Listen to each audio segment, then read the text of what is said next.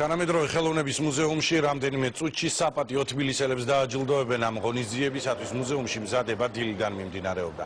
საპატიო სიგელებს საპატიო თბილისელებს დღეს დედაქალაქის მერი გადასცემს.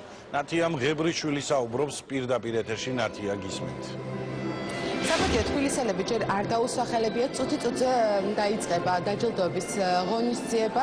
ჩვენთვის ცნობილია მხოლოდ ის, რომ თბილისისთვის გაწეული 8 წლისთვის და განსაკუთრებული დამსახურებისთვის 6 მოქალაქე დაჯილდოვდება. მათ თბილისის მერის საპატიო სიგელს და საპატიო მოქალაქის გასაღებს გადასცემს. ამის პარალელურად მუზეუმში მოეწყო გამოფენა, სადაც გამოტანილია უძველესი ქართული სამკაულების ისტორია და უძველესი ეროვნული საგანძურის ექსპონატები ამ განზომილებაში.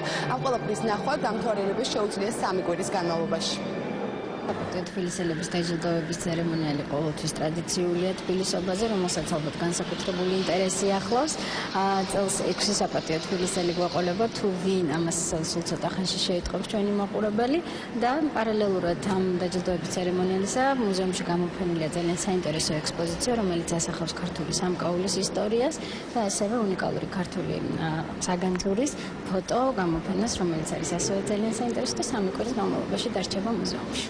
გამოფენა ნამდვილად განსაკუთრებული არის და ამის განსაკუთრებულობა და თავისებურება არის სწორედ იმაში, რომ აქ წარმოდგენილი არის უძველესი ისტორია, საქართველოს უძველესი ისტორია თანამედროვე გამომსახველობითი საშუალებებით.